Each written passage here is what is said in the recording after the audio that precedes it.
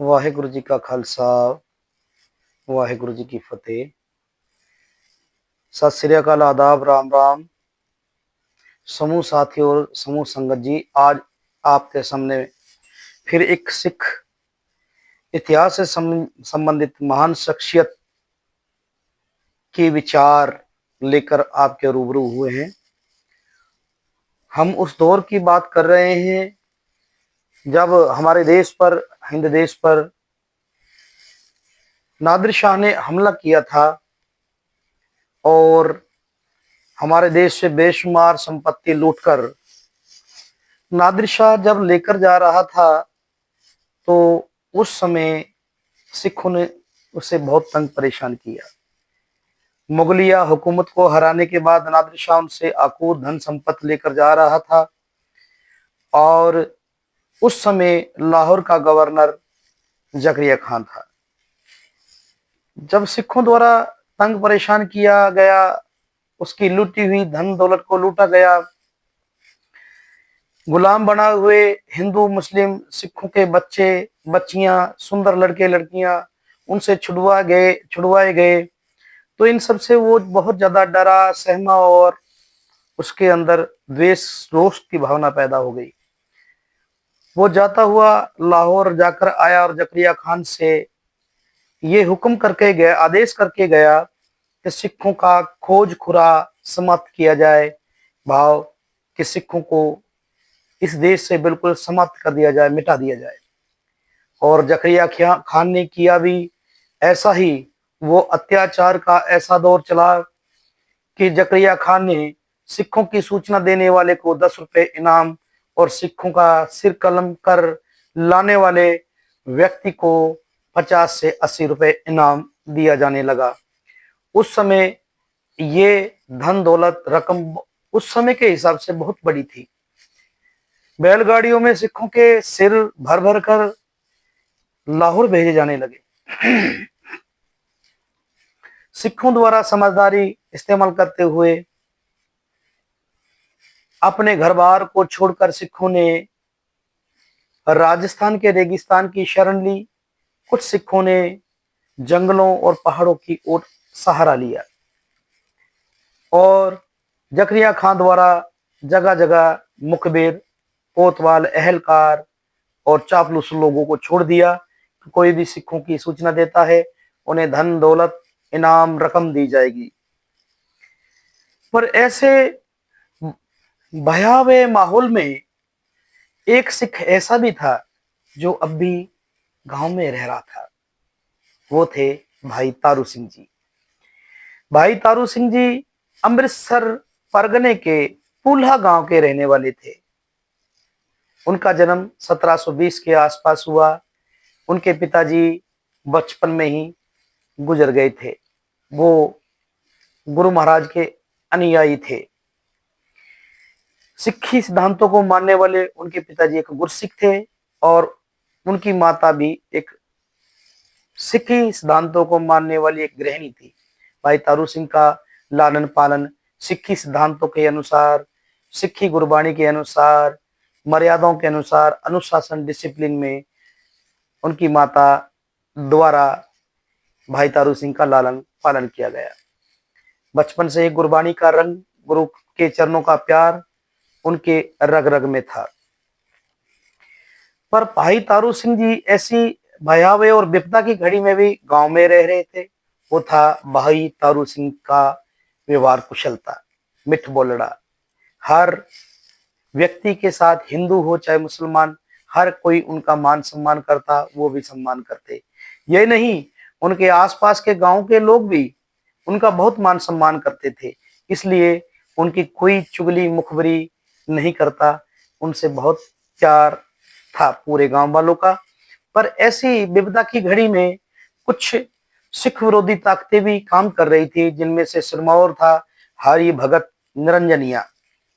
उन्होंने उचित इनाम पाने के लिए और हुकूमत की वाहवाही लेने के लिए भाई तारू सिंह की मुखबरी जकरिया खान को लाहौर में जा की। तो जकरिया खान ने उन्हें गिरफ्तार करने के लिए एहलकार और फौजें भेज दी। भाई तारू सिंह जी को उनके गांव पूला से गिरफ्तार कर लिया गया और लाहौर ले जाया गया। लाहौर में जकरिया खां की कचहरी में मौलवियों के सामने उन्हें हर तरीके के सवाल किए गए। कहा गया कि आप हमारे विद्रोहियों को, देश विद्रोहियों को सहयोग और सहायता देते हो। भाई तारू सिंह ने कहा, मैं, जो आपके विद्रोही हैं वो आपकी नजर में एक विद्रोही हो सकते हैं, लेकिन मेरे वो गुरु के सिख हैं जो भूखे प्यासे मेरे पास आते हैं, उनको भोजन खिलाता हूँ। बदले में आप जो जमीन आपने दी हुई है उसका लगान खिराज भुगतान मैं आपको समय पर करता हूँ। जो मेरे पास बचता है उसको मैं बांट कर खाता हूँ, क्योंकि ये मेरे गुरु सिद्धांतों के अनुसार है। तो भाई तारू सिंह जी के इन जवाबों को सुनकर जकरिया खान, मुगलिया हुकूमत का एहलकार, गवर्नर लाहौर का जकरिया खान आग बबूला हो गया कि ये जवाब मेरे सामने कैसे दे रहा है। तो उन्होंने, जकरिया खान ने अपने एहलकारों द्वारा भाई तारू सिंह को बहुत तंग परेशान, प्रताड़ित करना आरंभ कर दिया और उनको अंत में मौलवी जी के सामने कहा गया कि अगर आप मुस्लिम धर्म, इस्लाम धर्म कबूल करते हो तो आपको छोड़ दिया जाएगा। भाई तारू सिंह जी जो बहुत प्रताड़ित, परेशान किए गए थे, अनेक कष्टों को सहते हुए भी अपने धर्म, अपने कर्म में अडोल थे, सिक्खी सिद्धांतों में अडोल थे। और उन जकरिया खान से कहा, जकरिया खान, मेरे सिक्खी सिद्धांतों के को मैं अपने केसों और श्वासों के साथ निभाऊंगा। ये गुरु मेरे का प्यार सिद्धांत है। जकरिया खान जी आग बबूला हो गए और कहा, ये सिखड़ा अपने गुरु सिद्धांतों को नहीं छोड़ेगा, हमारी हुकूमत की बात नहीं मानेगा, इसके केस कत्ल कर दिया जाए। जकरिया खान ने हुक्म दे दिया, पर कोई भी कसाई, नाई उनके केस कत्ल नहीं कर सका, क्योंकि एक तो भाई साहब जी हरमन प्यारे थे, हर कोई उनको लाड प्यार करता था, मिठमोलड़े थे, हर कोई मान सम्मान देता था। तो जब नाइयों ने उनके केस कत्ल नहीं किए और कहा कि सूबेदार जी, इनसे हमें बह आता है, तो उसने जल्लादों को बुलाया, जल्लादों को आदेश दिया कि भाई तारू सिंह जी की खोपड़ी उतार दी जाए, केस सहित खोपड़ी उतार दी जाए।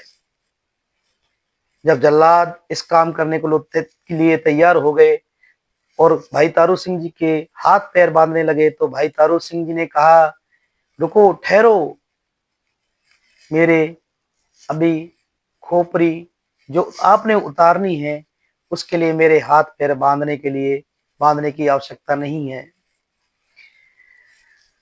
और जकरिया खान को कहा कि जकरिया खान, मैं तुझको अकाल पुरख वाहिगुरु की दरगाह में आगे लगाकर ले जाऊंगा, मैं तुझको जूते मार मार कर आगे अकाल पुरख की दरगाह में ले जाऊंगा।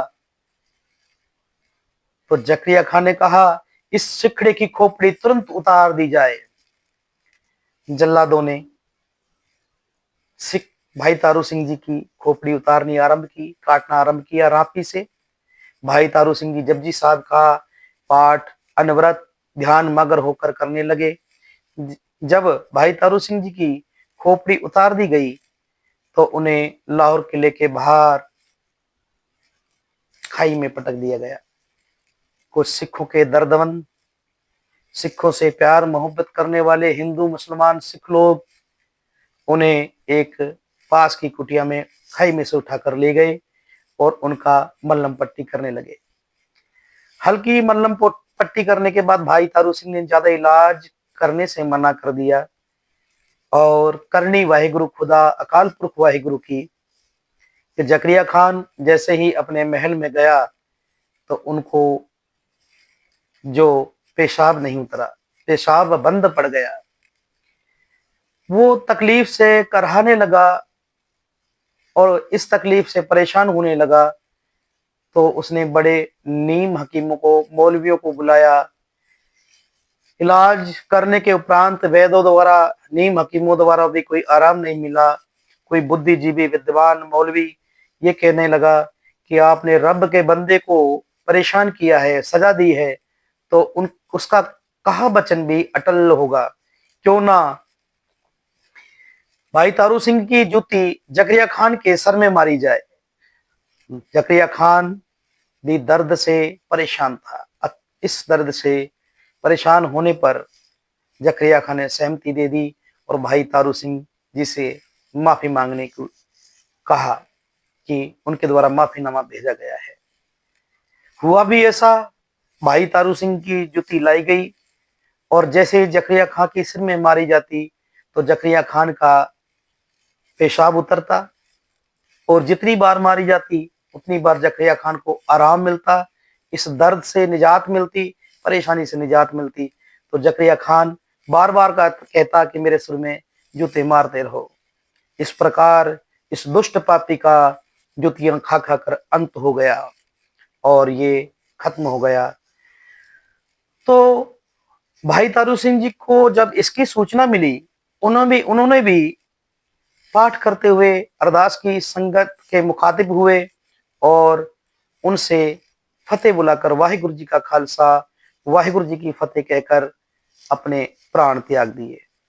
आज भी भाई तारू सिंह जी की याद में नखास चौक पर, लाहौर किले के सामने दिल्ली गेट पर भाई तारू सिंह जी की याद में शहीदगंज गुरुद्वारा विराजमान है।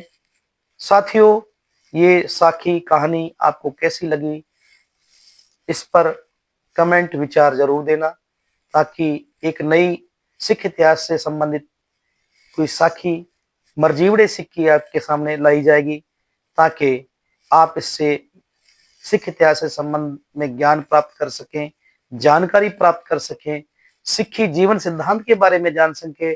इसके लिए आप लाइक शेयर जरूर करना, कमेंट बॉक्स में कमेंट करना। इतनी सेवा विचार प्रवान करनी। वाहिगुरु जी का खालसा, वाहिगुरु